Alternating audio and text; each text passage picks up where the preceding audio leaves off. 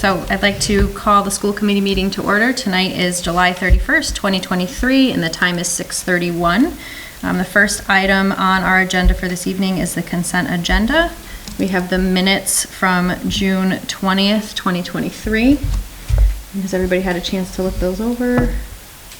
Any questions, comments? Nope. No? Okay, so if there's a motion. Make a motion to accept them as written. Another second? I'll second. All those in favor? Aye. Aye. The next item on our agenda are warrants 78, 80, 82, 83, 4, and 7. Any questions, comments, discussion? Nope. Okay, so if there's a motion. I'll make a motion to approve warrants 80, 82, 4, 7, 78, and 83. Second. All those in favor? Aye. Aye. All right, the second order of business is visitors' comments. So any citizen wishing to speak before the committee must sign in with the administrative assistant prior to the opening of the regular session of the school committee.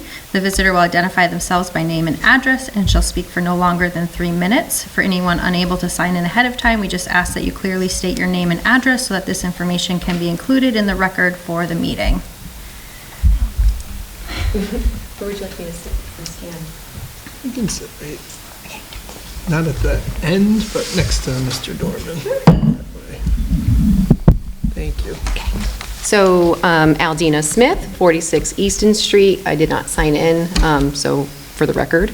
I have a prepared statement, and I'm going to talk really fast. Ready?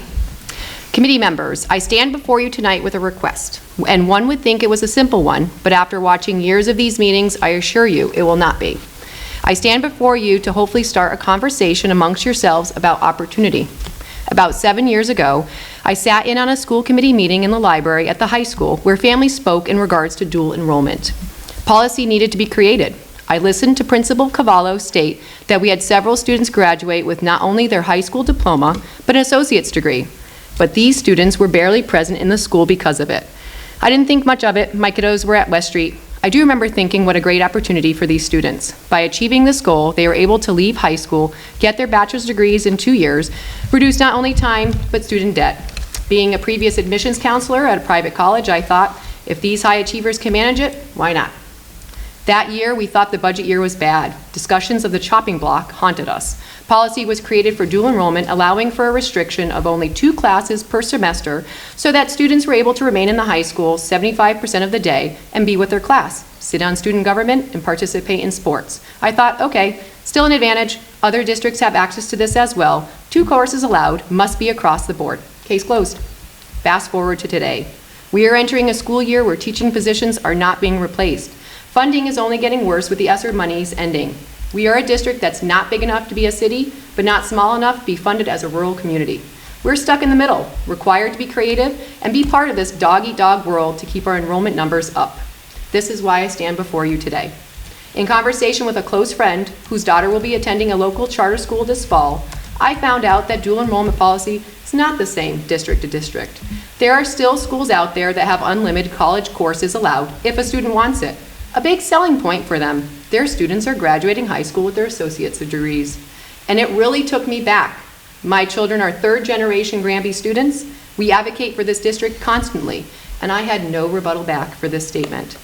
We are at a point where our high school students can have the same teacher for 3 to 4 years in a row, where 2 teachers are alternating in the honors math program over the course of 5 years, and where students are taking classes not because they may be interested in them, but that the classes are all that are available for their open block. That is where we are at. What stops families that want this opportunity of unlimited college classes for their children, not school choice out to this specific charter school? Why not start the conversation? Review this policy. Give students the ability to choose their path. Not take filler classes, but classes that can make an impact for them. Expose themselves to the power and knowledge and experience to help guide them to the field that may best suit them. To possibly start college on track, possibly reduce their time in debt, or even graduate high school and start their field with their associates. Let's commit and hold true to a point on the upcoming strategic plan, number 1.9. I quote, provide students opportunities to explore a diverse range of college and career opportunities, end quote. We are in a world right now where we cannot sit and focus on restrictions, but rather take advantage of every single opportunity available for our students, and not continue an environment where students from other districts have an advantage over Granby students. That is an extremely strong statement. Give them back the power of choice. Let them choose to take 3, 4, or 5, or whatever number of courses they feel they need to maintain and achieve their future goals. Removing the restrictions provides them with choice and opportunity. It may not be for every student, but even if it is for one, it is worth it, and it costs the district nothing. Thank you. Thank you. Thanks. Thank you.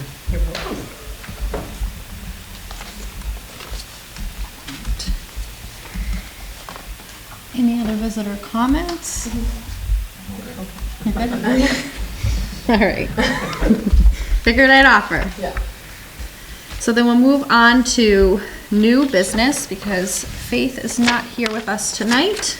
The first item under new business is the first read of the strategic plan, and then under that, the district improvement plan.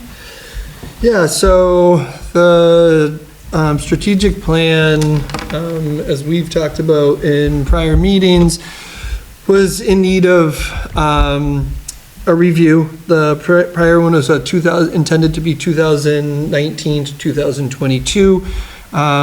We continued to kind of work under the premise of that plan for this past school year while we were developing this strategic plan. It is a 7-page document, so wanted to give people an opportunity to take a look at it. Just a couple key pieces. One, the intention of this is to really serve as a blueprint for our work over the next 3 to 5 years. We've called it a 3-year plan. And I think it's important that we have a plan like this to keep us grounded in the things we've identified as in need of improving or building upon, but also recognize that things come up in the course of a year and priorities start to shift. I think the fact that that last one was approved in 2019 is a pretty strong indication of sometimes things come up that you need to turn your attention to. So basically this has been broken down into 4 strategic objectives: high quality instruction, a safe and supportive learning environment, communication, collaboration, and community engagement, and systems and structures. And under each of those areas, we've identified key actions and outcomes that we'd like to use to measure our progress towards our goals. On tonight's agenda, I did include a district improvement plan, but really, literally today, we just rolled it out to the leadership team for initial feedback and their thinking. So I'm going to hold off on talking about that specifically, but the idea around this, the way I see it working, is that the strategic plan is this overarching big picture plan. The district improvement plan is a 1-year plan that narrows our focus, taking key objectives from the strategic plan. And really the work that we're doing in the late spring into the summer is trying to identify what are the high leverage pieces that we might be able to tackle over the next year plus, to impact a number of those actions or objectives. So we started with the strategic plan, and we have a draft form of a district improvement plan. The next step is asking principals to make sure that their school improvement plan is tailored to that. And then the subsequent step is that educator goals and plans should be tied to that. So everybody is working in unison. I think in education, we often hear about people working in silos, and while you might be working in your classroom alone, I think it's important that the objectives are clear, both at the district, school, and classroom level, and that we're seeing a connection amongst those. So we have sent it out. It started with the leadership team. We shared it with the school committee for feedback through a survey a couple months ago. We have since shared it with our entire staff and with parents and families. We have not received a ton of feedback, but we have received some both constructive and in support of it. We've already worked on addressing some of the feedback. We've made some changes to this, but in some places, the feedback was more of like, hey, I have a specific thought for this action item, and we've started to already look into that. So while it's in draft form, it's starting to feel like it is this living document that we want it to be, that guides our work. So certainly open to questions tonight, but also to come back at our next meeting or a future meeting to take any feedback that you might have, and then hopefully the committee votes to approve it, and we have this quote-unquote blueprint for the next 3 years, knowing that it could extend beyond that, and then continue to refine the district improvement plan to share with the committee, and ultimately, you'll see the school improvement plans come out in the fall as well. Any questions, comments? I did have a question about Miss Smith's commentary, point 1.9. Sure. Is it true that it doesn't cost the district anything to outsource college? So currently, we have a partnership with Holyoke Community College, where Holyoke Community College is offering courses on well, I shouldn't say on campus, they're online, but it's specific for Granby Junior Senior High School. Mm-hmm. And in that scenario, it does cost us about $9,000. Holyoke Community College, through a grant, picks up the other $9,000. So total, it's about an $18,000 cost, but we're paying half of that based on a grant Holyoke Community College receives. In the previous iteration of the dual enrollment policy, families were picking up the cost for sending their students to classes at Holyoke Community College. I have the current policy, I'm happy, and I can probably find the prior policy to share with the committee. That'd be great. Just so you have some information, and I think Ms. Smith knows that those are some of the things that I'd like to discuss too, and I think one of the things that I want to make sure, because I think the committee, when the change was made, I think the idea was around making sure that there's ample opportunities for all students, like there's some equity in that as well. And the fact that we're offering courses to just junior, senior Granby students right now, I think provides some equity that didn't exist prior, that they're happening on our campus, well, they're online, hopefully eventually they're on our campus. So we want to look at that and then say, now can we build it up and say, because not just families who can afford it can do it, now we have these opportunities for students who might not have traditionally been able to afford it, but we're also not holding back families who want to pursue that associate's degree. Based on what we can offer right now, a student wouldn't leave with an associate's degree. They're getting one class in the fall, one class in the spring offered online to Granby students. Students can take courses at Holyoke Community College outside of the course we offer, but still the policy is currently 2 per year. Are there deviations between courses? Do we offer AP courses in We high do. school? We do. So they could technically do an AP level course and then take the certification test. And if you score high enough, that would grant you the credits. Yes, I think there's a lot of conversation around that, exactly, because we do offer AP courses. I think opponents of AP, and it's probably not opponents, but people who are more supportive of dual enrollment or early college focus more on the fact that AP qualifying scores are not standardized. So typically it has to be a 3 or above, but even within our state school system, Bridgewater State might accept those credits at a 3, but Salem State might say you need a 4.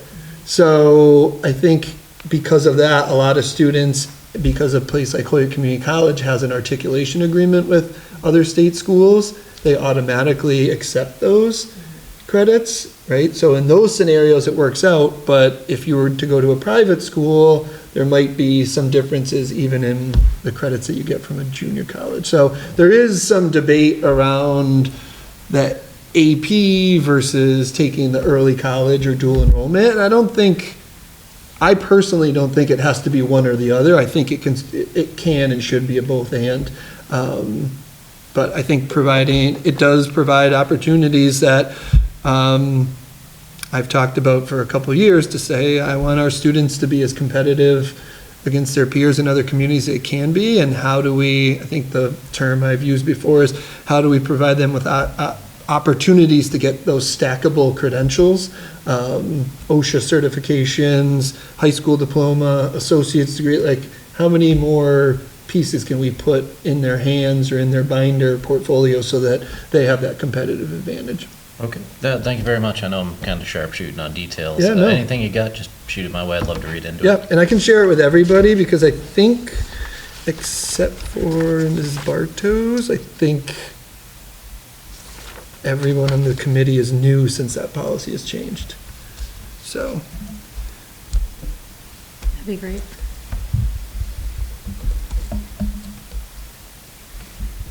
I just want to say still, I appreciate the formatting and layout of what the strategic plan, and even going back to like the Edeval stuff, like all of those pieces, I appreciate it because it's easy to read. Like you can see the flow of everything and the focus of where we want to be and when and why.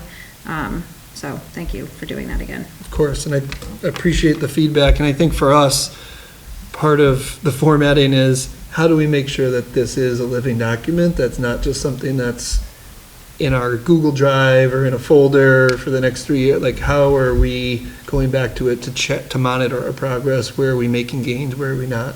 And again, that's some of the work that we had a leadership retreat today that the leadership team is working on, giving feedback on it. What should the outcomes be? And also grappling with, like, what's that right balance? What's too much to say, like, let's be realistic in what we might be able to accomplish for a year and what's not enough. And those are hard but important conversations. So. Okay.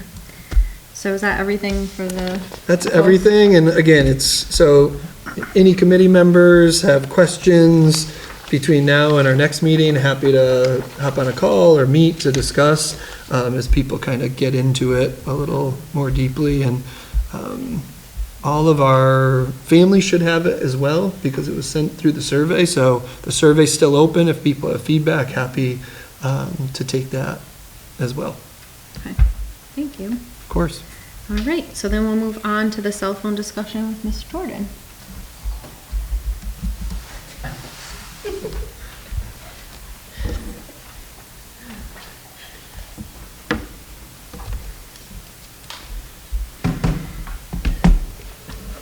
Good evening.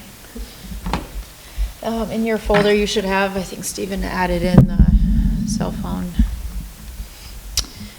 So we, as a school, are looking to bring in a new policy, 7 through 12. We have an existing policy that allows a lot of autonomy for our teachers in grades 9 through 12 to have their own classroom cell phone policy, and the junior high has no phones as of right now. I'm going to be pretty honest and straightforward with you that I feel like over the course of my time here, I would say that the cell phones have just become an issue, largely for staff. You know, when teachers are in their classroom in front of their students, and regardless of, you know, there's no phones here, they still find their way out, right? And, you know, you ask a kid to put it away, they still find their way out. Kids take it, they're cruising in the hallways, they're still out, and their 5-minute trip in the hallway, it has a tendency to end up being 10 minutes. So this is all lost time of instruction, right? And I think about, you know, through observations and walking through classrooms and seeing how often we are hearing teachers addressing it, or how I'll walk in a classroom and see a student just streaming Netflix on their phone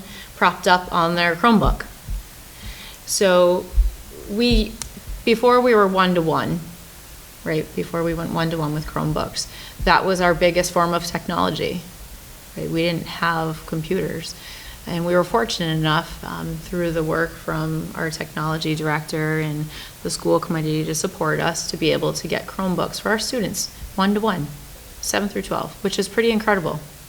So they have those devices at their disposal for academics.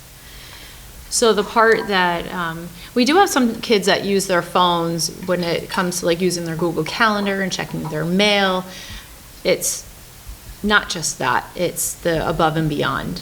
And so when you see teachers in class reading short stories or what have you, and you see a student in front of you and they have their phone propped up and you're watching this and the teacher's asking the student questions and they're not responsive, for the matter is they're not even paying attention. I think I had an aha this year of like, wow, this is something. We have to do something. We have to be better. We have to support our teachers. And it's a lot. It's a lot on them. It's a lot to ask for them to take phones, right? To say, hey, put it away. And then it can really set a tone for the day for our teachers too in the class. And for the students in class that are really following it and their phones are away, right? It can be pretty distracting. So I think a lot about the lost instructional time that these students have on the daily, right? And the fighting that goes on. We do have really good kids though. Our students are really great, but I think we can do better. So the Attorney General report did come out and it does support that there's an increase in mental health, right? The social emotional concerns among students. And I actually, just before the meeting, we received our prevention needs assessment data report back, and it still does support that anxiety is one of our students' largest mental health concerns in Granby. And that was the case when we did the survey again, I think it was a couple years ago. And so what we'd like to do is create a policy that's fair. So I've been having conversations with students and parents in the community and caregivers and students of all ages, really just to see what they feel would be fair. And believe it or not, we've found that they actually are in favor. And again, this isn't everybody, and I have plans on sending this out, but we wanted to find something that was middle, but takes the burden off of the staff, but also gives the kids their lives back when they're here so they can be present. Because you can be present in school, but that's totally different being present in the classroom learning, right? And so I have the document that I shared with you have some bullet points from the Attorney General's report, so you didn't have to read through the whole thing. And you will read through the bullet points, and it does support the same premise, right? The idea of the social emotional burden our students are experiencing, the feelings of addiction and just having to, just feeling like they have to constantly be in tune with social media or watching Breaking Bad, right? And how that is so much more a priority than being engaged in your learning in front of the classroom teacher.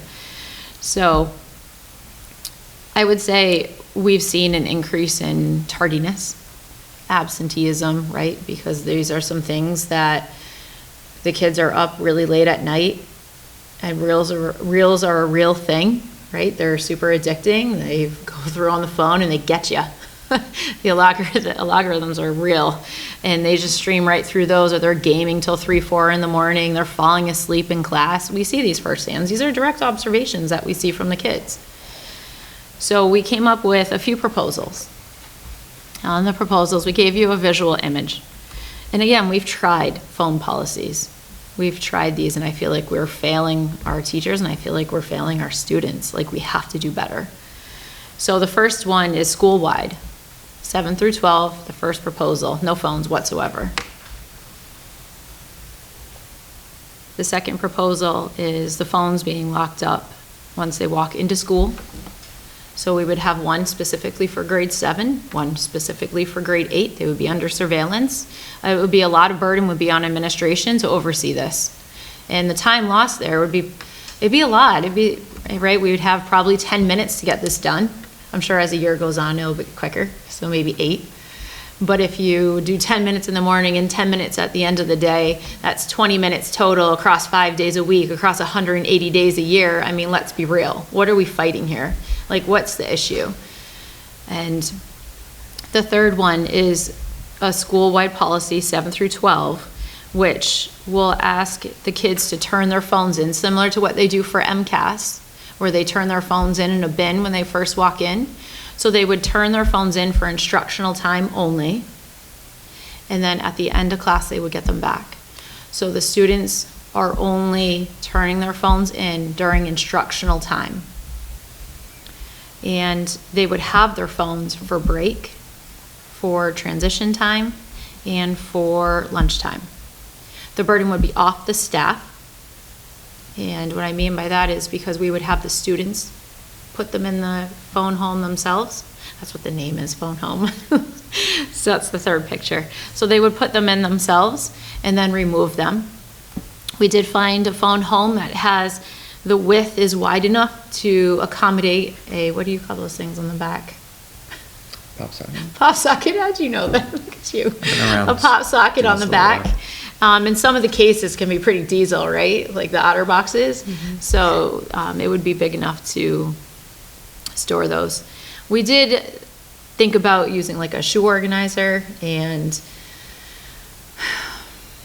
I think we could just do better. I've heard other schools that have shoe organizers, and it's a complete fail like a month into the school year because the teachers give up.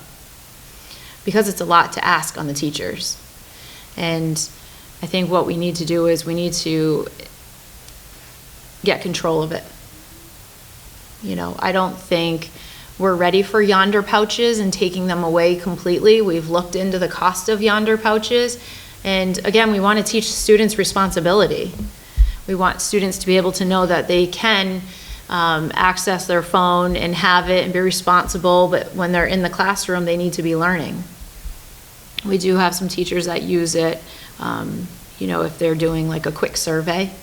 And I would say that if there's a teacher that says, all right, students, let's go grab your phone from the phone home, we're going to do a quick survey in class where they're up walking around like that, I understand. I wouldn't look to take that away from teachers. But things that I think of that could possibly come up if we were to go with proposal 3 would be emergencies, and just being able to really explain to parents and just know that we're not trying to cut parents off from communication with their child.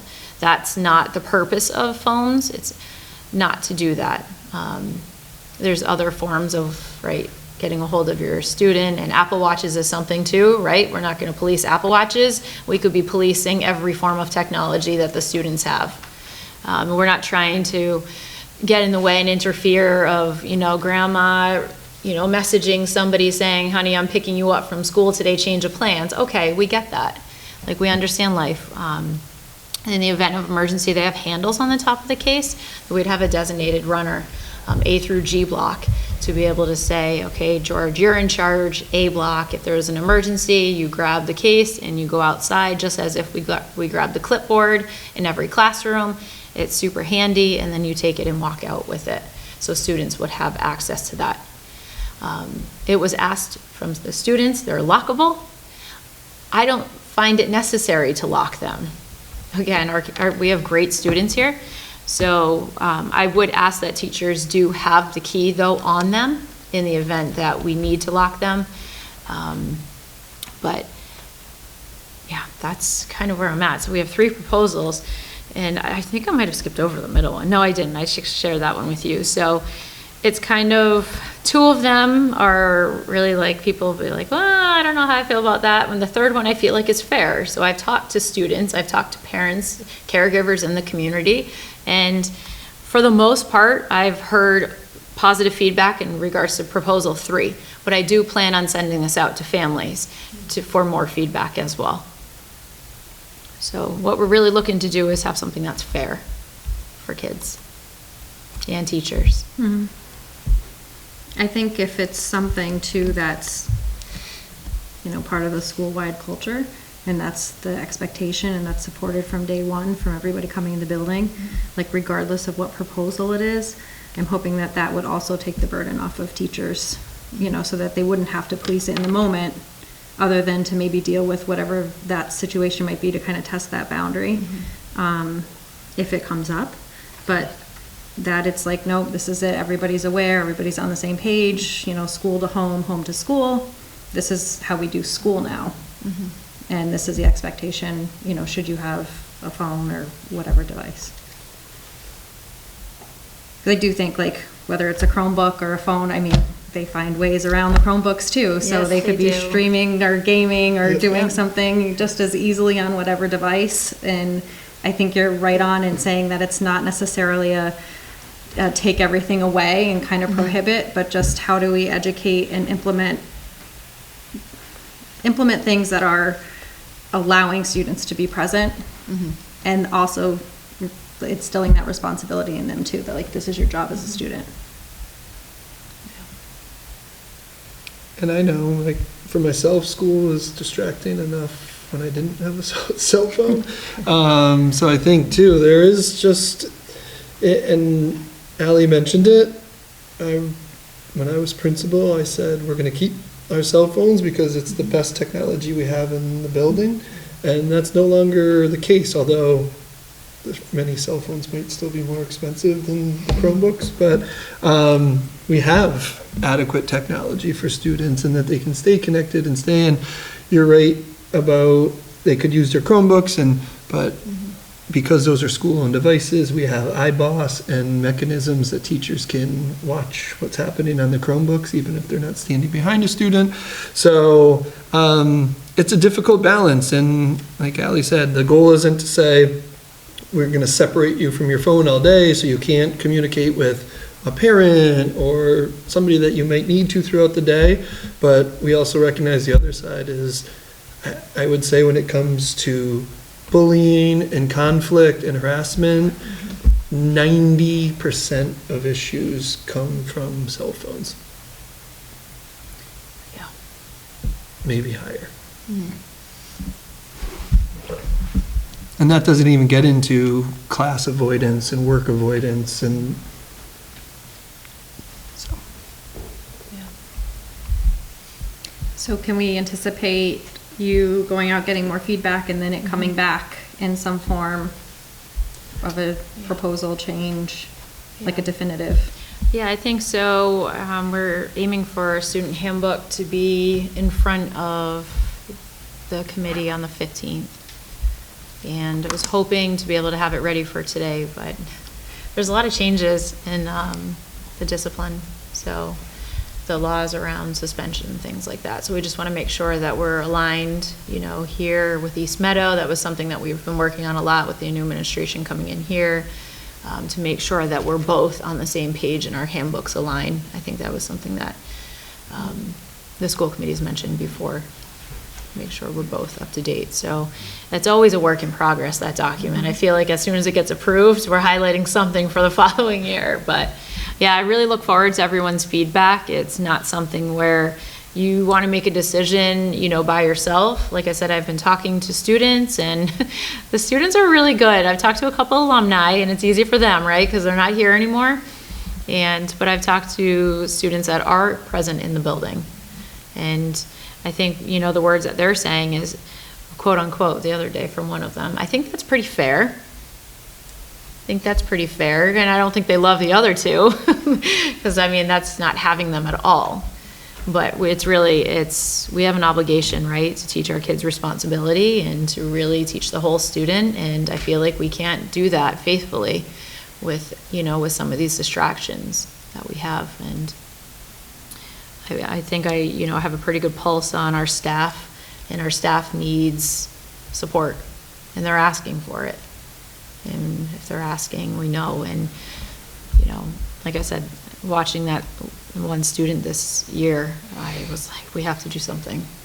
That teacher asked the same question 3 times in a row, and I looked like, why aren't they answering? I had my answer why they weren't answering, you know, so. And I also think for the first time in my career since I've been an administrator, DESE is taking steps, like the state is taking steps to reduce the use of cell phones. So this isn't specific. No. This is specific to Granby, the approaches, but like, I think, and Ally's mentioned it, the Surgeon General's advisory on social media and youth mental health, and like the growing evidence of the negative impact on students academically, socially, emotionally. And the state is taking like a stance, as much as the state will take a stance on something like this. It's not saying restrict them, but they put $800,000 of grant money out to support this work in districts, you know, and I think, you know, that money goes fast when you're considering 275 districts, but it's a pretty good chunk of money when some other grants that I think I'm surprised are at like $400,000 when you're thinking about cell phones, and hate crime prevention grant, I think is at $400,000, and the cell phone grant's at $800,000. So it's pretty significant amount of funding that they're throwing behind this work too. So I think regardless, right, we've finished the grant today. It's due tomorrow, and we'll upload it with Todd's assistance tomorrow into Ed Grants. So we're applying for $3,000 to help whatever we end up purchasing or the direction we go in, to have those funds. So we had to, the grant was for implementing a new policy, so it's perfect for us. So cross our fingers that we get some support, financial support on this, and yeah, I welcome any feedback. So I know that we're missing a few school committee members, but my email is readily available if you have any questions, or I spoke too fast and you missed something, or you have an idea for a fourth proposal. But I welcome any feedback, and I plan to send this out hopefully within the next couple of days. Okay, so I'll see you back here on August 15th. Thank you. Okay, thank you. Thank you. All right, and we'll move on to continuing business. I don't know if there's any updates, nothing for enrollment dashboard. Nothing on the enrollment dashboard, no. Okay, and then we have the wellness policy.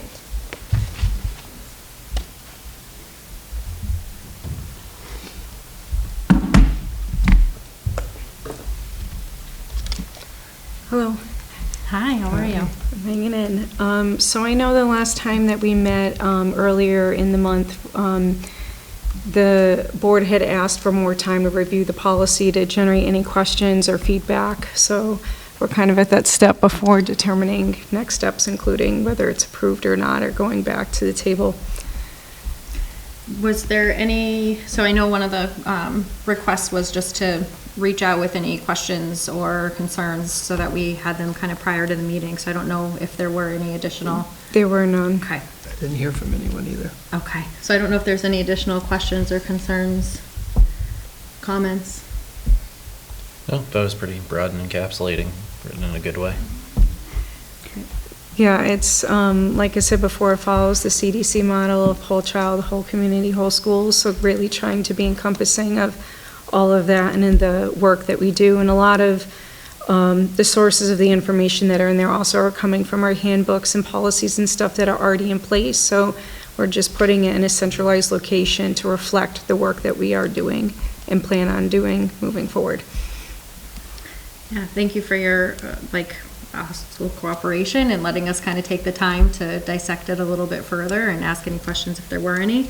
If there aren't any and people are comfortable moving forward with a vote, you can go ahead and entertain a motion. I know there's three of us, but would you like the full committee I to think, get their opinions before we move forward with it? I don't know if we, I'm fine with it as is. I would think if there were questions or concerns, they would have, asked those prior to our meeting tonight. Oh, then I'll make a motion to accept this as written. Okay, and is there a second? I'll second. And all those in favor? Aye. Aye. Thank you. Thank you so And I much. know one of the pieces of feedback that we had received was when Nancy sets up the quarterly meetings, making sure school committee members have that on their calendar. Yep.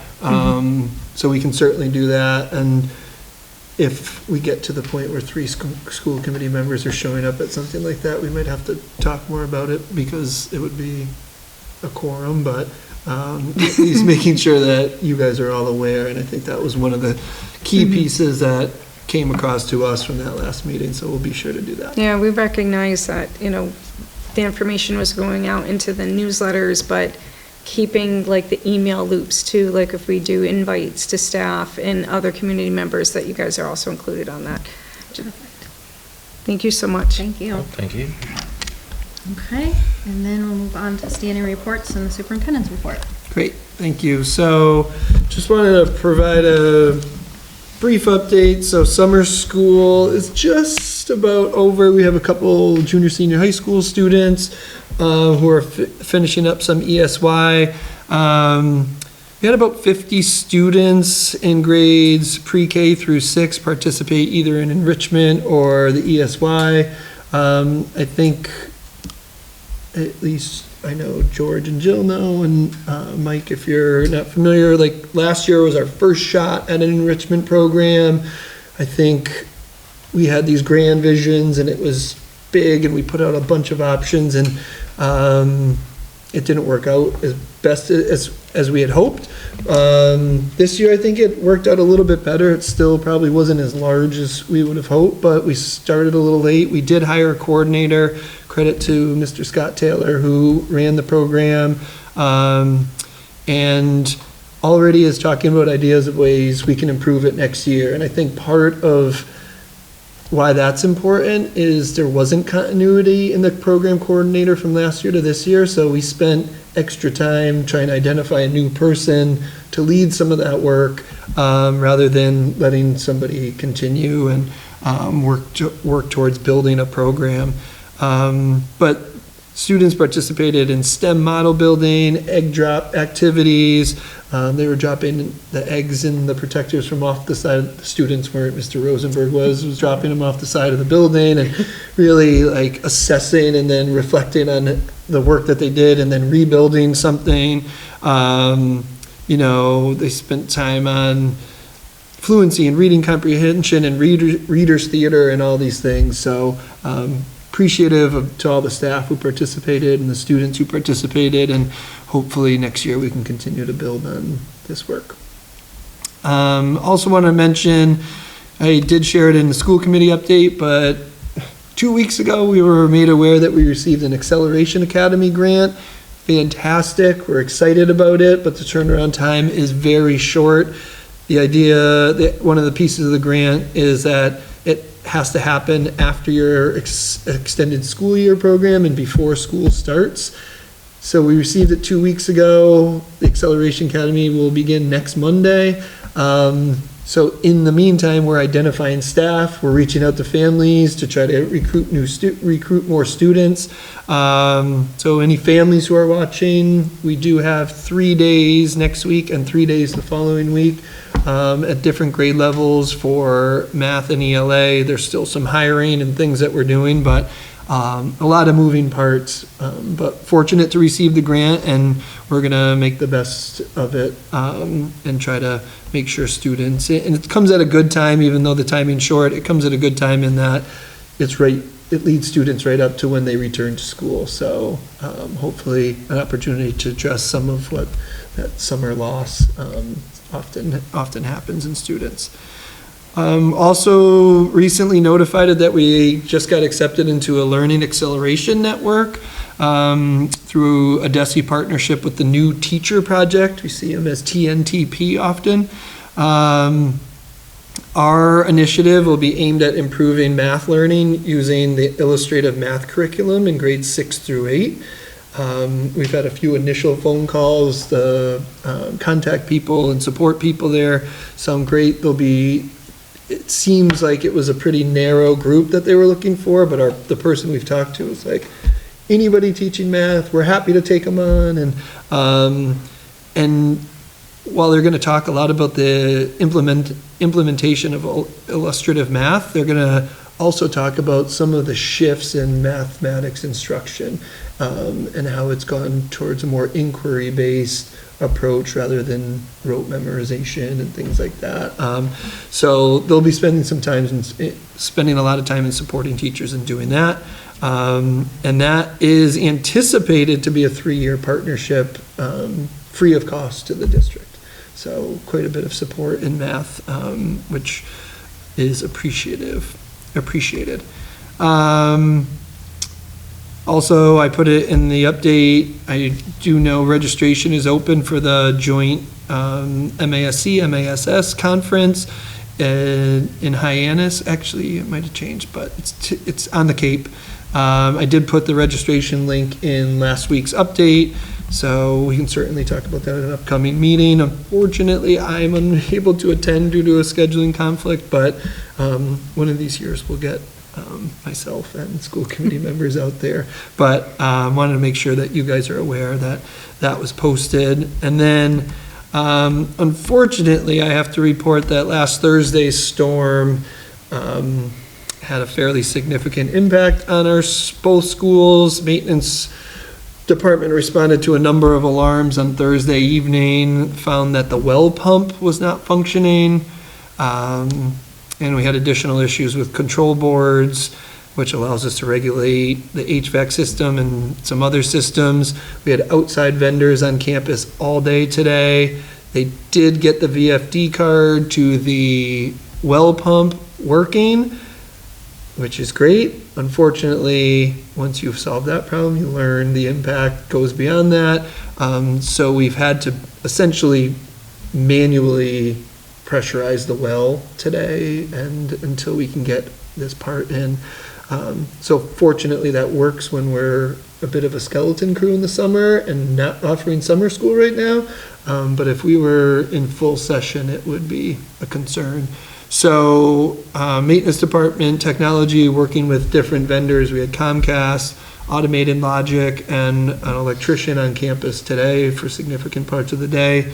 And just for your information, we have notified the town, and they've asked for just a written document so that they can send it to insurance. It is believed to be related to lightning again, and most of what was impacted was in the pump house behind East Meadow here. When the maintenance department got there on Thursday night, 5 breakers had popped in that area, and basically all the VFD cards and everything is related in some way to the pump house or other systems that run from there primarily. So they're working to address it, and we're obviously just keeping track of that in the event there is an insurance claim. But it's tough to say if it was like a direct lightning hit or if the lightning might have hit the ground, because so much of our electricity runs through the ground. So if it hit there, it could have run back in. And somewhat ironically, the junior senior high school got the least of the impact. They were really only impacted by the well water, and bathrooms were inoperable on Friday. So, but this building, once again, was more severely impacted. So we're going to continue to assess it. I think the committee knows the last time that this happened, it happened in July as well. And we started finding out about more things once more teachers came back and started going to use certain outlets or equipment that isn't necessarily being used all summer. So obviously we're going to keep an eye on it, continue to assess it, and address what we can through insurance, and we'll keep the committee updated. But we made it to have this meeting tonight, so there's the positive. That's a win. All right, and then finance and operations report. So today, the conference committee version of the budget was supposed to go to the House and the Senate. A couple notable things for us is at least a proposed partial funding of the school lunch programs that we've been running for the past couple of years, that breakfast and lunch has been served at no cost to students. It may take some supplemental budgets to carry it through the end of the school year, but there is a significant chunk of that as part of the conference committee budget. Conference committee also proposed the Student Opportunities Act to add $60 per pupil as opposed to $30, which is what we originally budgeted based on the House initial proposal on the governor's cherry sheet at the beginning of the budget process. So that, if that passes, that would be an additional $20,000 to our operating budget for Chapter 70. The unrelated to the budget, David had Acuity. They were on campus to check a couple of things. This was 3 or 4 weeks ago, since our last school committee meeting, and they ran a test on the EV charger, and it appeared to find a networking fault. So we're looking for an opportunity to test if that worked. Hopefully, I'm going to be a little facetious here that it wasn't impacted by Thursdays. So maybe it worked for a couple weeks and we just didn't know it. We'll never know. Sorry for Yeah, nice try. being a little facetious on that. Sure. So, and as Ms. Jordan and Mr. Sullivan indicated, there's a couple of grants that I will be doing applications for tomorrow for summer-related and other activities that we're doing. So that's what I have. Right. Any questions, comments? Well, no. Okay. Good. Just, and we just literally coming into this meeting, received an analysis on the budget that was sent to the conference committee, and I think there is good news on the free lunch, on universal free lunch once again, but the language that it appears that's gonna go to committee falls short of funding it fully. The expectation was that would be about 170 million. It looks like the language that's going is about 102.5 million, but it says, the language reads not less than 102.5. So as it's happened the past couple of years, they've filed supplemental budget orders to make up for the difference. So I don't know if that's the plan, but the language reads as though it's free lunch, free breakfast universally, but the number is, I would surmise, is a bit short of what it would take in the long run. So, but again, we're getting it, I think I got that at 5:45, so. But good news all in all for the budget piece. And we still have not heard on the supplemental budget regarding the OST rate increase. There's been some movement on that, but it's still not. It's still creating that list of winners and losers that we've talked about. It's not just holding districts harmless. And it's tough to say where we'll fall in that list. That's it. Thank you. So then CES, so I did have 2 meetings, one because we didn't technically meet because we didn't have a quorum, so then we got to meet again. And essentially, we just reviewed some policy updates for their social media and their surplus property because they didn't have a way to dispose of surplus property and as part of their policies. And then reviewed finances for the FY23 budget. And then FY24 was presented. And they also reviewed their capital projects and the reserve fund and where they're at with doing some updates on both their buildings. So, and kind of going there, they've kind of completely remodeled one location and which was pretty desperately needed. And, you know, I actually was there for a professional development workshop over the summer, and it was great. Like, they had all their technology up to date, they had an outside classroom going, so they've done a nice job. Great. So other than that, at this point in time, we have executive session. So we can vote to enter into executive session under Massachusetts General Law, Chapter 30A, Section 21, Part A, 3, to discuss strategy with regard to collective bargaining, as doing so in an open session may have a detrimental effect on the bargaining position of the committee. The committee will not return to open session. Ms. Pelletier? Aye. Mr. Durham? Aye. Mr. Belkey? Aye. All right. Thank you, everybody.